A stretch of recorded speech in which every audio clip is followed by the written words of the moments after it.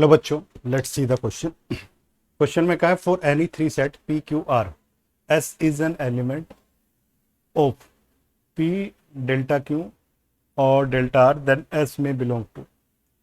ठीक है, अब इसमें चार ऑप्शन दिए हैं।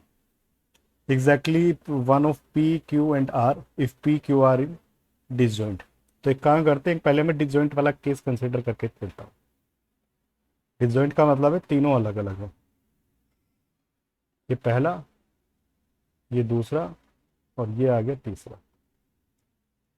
ये आ गया पी, ये आ गया क्यू और ये आ गया हमारा आर। अब देखो पी डेल्टा क्यू का मतलब क्या होता है सर? पी डेल्टा क्यू का मतलब होता है पी और क्यू का सिमेट्रिक डिफरेंस। तो इसको हम ऐसे भी समझ सकते हैं, पी माइनस यू क्यू और क्यू माइनस पी का यूनियन। और इसको मैं ऐसे भी समझ सकता हूँ, पी यूनियन क्यू में से क्या हटा दो, पी इंटरसेक्शन। ठीक है, अब देखो अगर ये हमारा पी और क्यू हमारा क्या है, डिसजॉइंट है, तो ये वाला पार्ट तो नल हो गया, ये वाला पार्ट तो नल हो गया।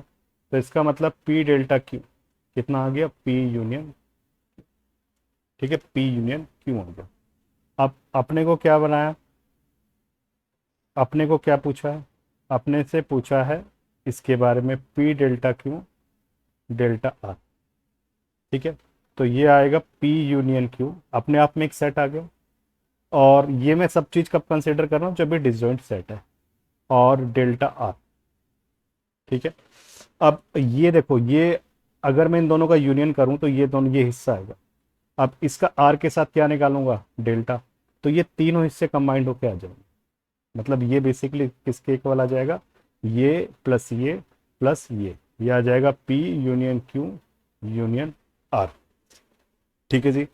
अब उसने हमसे क्या पूछा, उसने पूछा था हमसे कि अगर हमारे पास तीन सेट है पी क्यू आर और S is an element of, H इसका एलिमेंट है, तो एस इसका क्या होगा, इसका एक एलिमेंट है।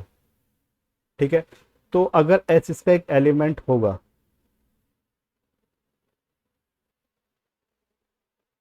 तो वो एग्जैक्टली है ना, तीनों में से एक में होगा। बिल्कुल सही बात है, क्योंकि देखो अगर, क्योंकि हम कौन सा केस लेके चल रहे हैं, ये डिसजॉइंट सेट का है, तो इसमें तो कुछ कॉमन आएगा नहीं ना, तो वो एक में आएगा। भाई हम क्या कह रहे हैं इसमें ना, एस आए, इसमें क्या आए भाई, हम कह रहे हैं कि एस बिलोंग्स टू इसमें आए, इस सेट में ऐसा है। और ये तीनों है डिसजॉइंट सेट, तो एक में तो एग्जैक्टली आएगा ना, या तो वो इसमें आएगा या फिर इसमें आएगा या फिर इसमें आएगा। ठीक है, या तीनों में से एक में आएगा। तो इसका मतलब ऑप्शन नंबर ए क्या है हमारा, करेक्ट है। ऑप्शन नंबर ए हमारा क्या है, करेक्ट है। अब उसके बाद ऑप्शन नंबर बी चेक करते हैं। ऑप्शन नंबर बी में कहा है at least one of P Q and R but not in all the three at the same time. अब इसके लिए काम करता हूँ, मैं दूसरा वेन डायग्राम बना लेता हूँ जिसमें मैं मान के चलता हूँ कि कुछ कॉमन भी हो सकता है। ये पी हो गया,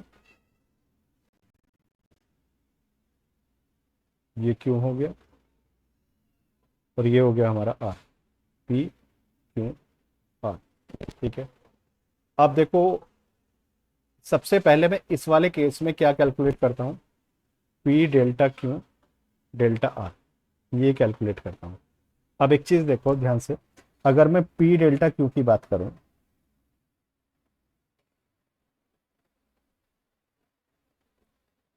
तो ये वाला हिस्सा हमारा पी डेल्टा क्यू आ गया, दिखाई दे रहा है ये वाला हिस्सा। ठीक है, अब मुझे निकालना है P delta Q delta R. क्या निकालना है, P delta Q delta R. तो बेसिकली क्या होगा, मैं पी डेल्टा क्यू, इसको अगर मैं एक सेट ए मान लूँ, तो बेसिकली क्या बन गया, ए डेल्टा आर। तो मुझे क्या निकालना पड़ेगा, पी डेल्टा क्यू का, पी डेल्टा क्यू का आर के साथ क्या निकालूंगा, यूनियन निकालूंगा, माइनस इसमें से क्या हटा दूंगा, पी डेल्टा क्यू में से आर के साथ जो इंटरसेक्शन वाला पार्ट है वो मैं हटा दूंगा। ठीक है, अब इसका मैं अगर आर के साथ यूनियन करता हूँ बच्चों, तो देखो इसमें ये वाला हिस्सा भी आ जाएगा, दिखाई दे रहा है। ठीक है, अब इसमें से मैं कौन सा हिस्सा हटाऊंगा।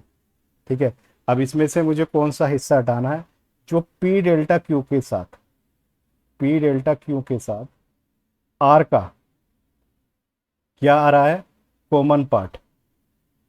ठीक है, पी डेल्टा क्यू का आर के साथ कॉमन पार्ट कौन सा था सर, ये वाला था। और ये वाला था। तो काम करता हूँ, इसको मैं हटा देता हूँ।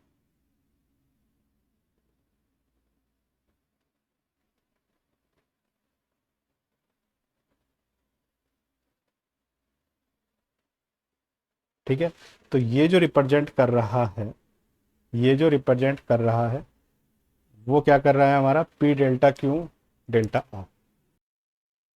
अब देखो ऑप्शन नंबर बी में हमें क्या कहा है, ऑप्शन नंबर बी में कहा है at least one of P Q and R but not in all three of the same time.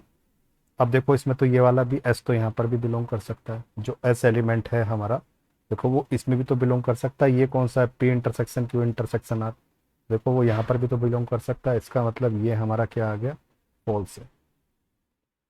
ठीक है ना, मतलब वो है ना, तीनों में भी सेम टाइम पर वो कर सकता है, जैसे मैंने बताया ये वाला जो रीजन। अब इसके बाद तीसरे वाले पे जाते हैं, एग्जैक्टली टू। अब एग्जैक्टली टू वाला भी ये गलत हो गया। ठीक है, ठीक है, वो एग्जैक्टली टू वाला भी हमारा ये गलत हो गया, तो ये भी हमारा फॉल्स है। ठीक है, अब क्योंकि अगर वो एग्जैक्टली टू पर करेगा तो देखो यहाँ पर है ना, उनके बीच में पी डेल्टा क्यू नहीं बन पाएगा। देखो ये वाला हिस्सा तो हट जाएगा ना, क्योंकि देखो पी और क्यू में मतलब या तो एग्जैक्टली थ्री में आएगा।